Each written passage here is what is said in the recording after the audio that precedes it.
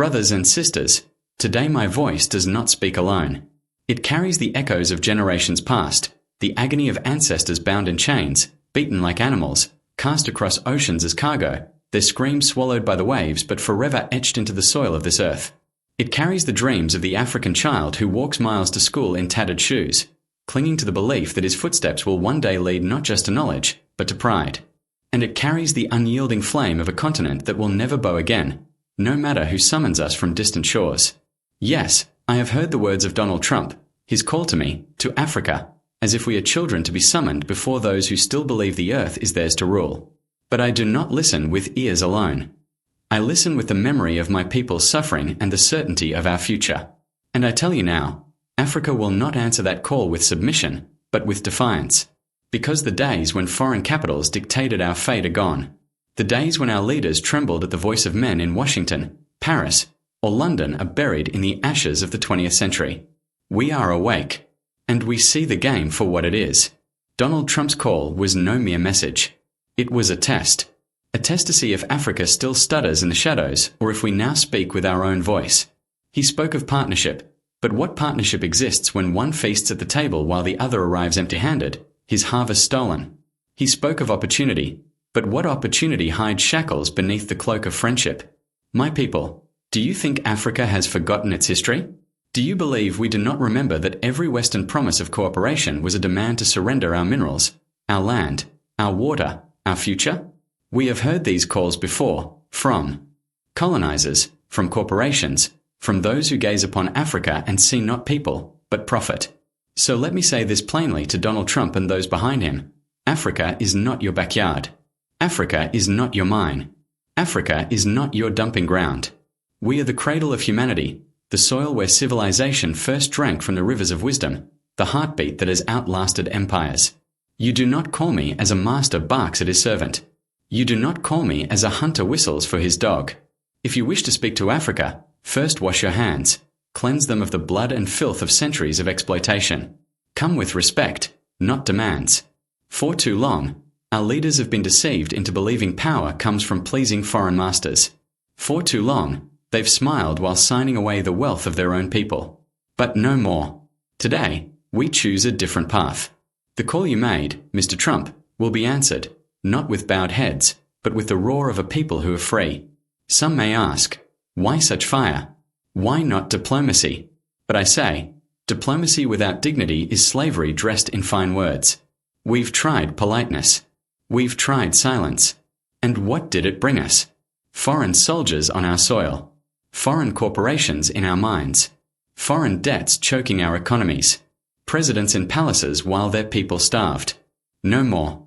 From Dar es Salaam to Nairobi, from Kinshasa to Ouagadougou, the youth cry out, speak the truth. Tell them we will not kneel. Tell them we will not trade dignity for aid wrapped in chains. Tell them we refuse to be the slaves of this century. Mr. Trump, you speak of America's readiness to work with Africa. Then work with us as equals.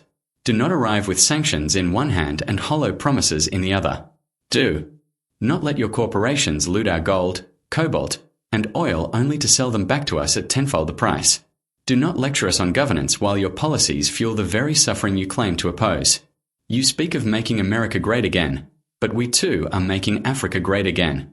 Not by your approval, but by the sweat of our farmers who refuse to sell their harvest for pennies. By the brilliance of our engineers powering cities without begging for foreign technology. By our students learning in universities at home, not groveling for visas abroad. To my people, I say, do not fear the distant voice. The loudest shouts are not always the strongest. Sometimes they are the tremors of fear. And make no mistake, they fear a united Africa. They fear a continent that trades with itself, feeds itself, builds for itself. They fear an Africa that no longer believes the lie that we belong at the bottom. They fear because they know, once Africa rises, the world will kneel before the truth of history. They will face what they've denied for centuries, that their progress was built on theft. When I speak, I do not speak as one man. Not as Ibrahim Traoré, a mere name in the sand. I speak as the son of Burkina Faso's red earth. As the son of Africa, the heartbeat of humanity, the cradle from which all civilizations drank. I speak as the descendant of those told they were nothing, born to serve, ordered to bow, yet who rose and proved they were everything. My voice carries the ancestors, those who tilled this land with bare hands, who defended it with spears and courage, who prayed under the stars for their children's freedom. It carries the mothers who refuse to let their children die in shame, the fathers who choose hunger over kneeling, the warriors who fell facing the enemy, hearts unbroken. So to you, Mr. Trump, I say this: if you wish to speak, speak with respect. Not the false respect of flattery. Not the hollow respect of diplomatic lies. The respect of one human seeing another as equal. If you seek partnership, come with clean hands, not hands stained with stolen gold, plundered oil, or the blood of nations whose only crime was being rich in resources and poor in weapons. If you call me, do not expect the answer of a servant. Expect the answer of a leader of free people, a people who write their destiny not in Washington, Paris, or Beijing, but in the hearts of their own sons and daughters. We are not begging for a seat at your table. We are building our own. And if you wish to sit with us, understand this: you cannot bring chains and call them gifts. You cannot offer deals that leave us poorer. You cannot speak to us as children unaware of our own worth. To Africa, I say, no one will respect you until you respect yourself. Respect begins when you stop selling yourself for pennies. When you refuse to let others define your value. When you reject the hand that offers help while hiding a knife. No one will free you until you choose freedom. Freedom is not given, it is taken. And once taken, it is defended every day with the same fire that won it. Those who wait for a savior will die enslaved, because no savior comes until you fight for yourself. No one grants you dignity. Dignity is not a gift wrapped in paper. It is how you stand when the world tries to break you. How you speak when they try to silence you. How you walk when they tell you to stay in the shadows. Take it, and never let go. They will come with offers, with threats, with wars, sanctions, and lies. They will say dignity is too costly, that it will lose you trade, aid, comfort. And they are right. Dignity will cost you, but slavery will cost you more. Look at our land, fertile, abundant, overflowing with beauty and wealth.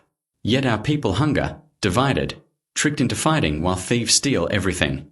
Africa is not poor. Africa has been robbed. And now they try to rob us again, with contracts, with partnerships, with the same colonial hunger masked in new words. We must say no. In our markets, our schools, our parliaments, our streets. We must teach our children that their future depends not on foreign mercy, but on their own hands and minds. That their passport is not their identity, their dignity is. To the world beyond Africa, we do not hate you. We do not reject friendship or cooperation. But true friendship walks side by side, not one dragging the other. True cooperation enriches both, not one feasting while the other starves. So, Mr. Trump, if you want to talk, speak as a friend. If you want to work with us, come as a partner. If you call me as an equal, not as a master to a servant. The days of Africa bowing are over. The days of waiting for permission are over. The days of echoing foreign voices are over. We are awake. And once a people wake, they cannot be put back to sleep. Let the world hear this clearly, without distortion. The Africa you think you know is dead. The Africa of helpless faces, open hands, and silent obedience died when our people reclaimed their destiny. We are not the Africa of your aid agencies, dangling food in exchange for sovereignty. Not the Africa of your military bases, where foreign boots tread our soil like conquerors.